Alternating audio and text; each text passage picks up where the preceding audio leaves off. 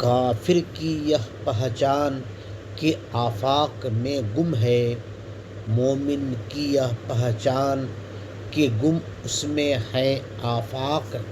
علامہ اقبال فرماتے ہیں کہ مومن اور کافر میں فرق یہ ہے کہ کافر دنیا کی چاہت میں گم ہے اور مومن کی چاہت میں دنیا گم ہے۔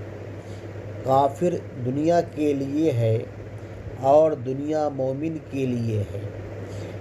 کافر کو طلب دنیا ہے اور دنیا کو طلب مومن۔ اگر آپ اس چینل کو سبسکرائب نہیں کیا ہے تو کر لیں۔ مومن کو چاہیے کہ بغیر طلب دنیا کے ایسا کام کرے کہ دنیا کو مومن کی طلب ہو۔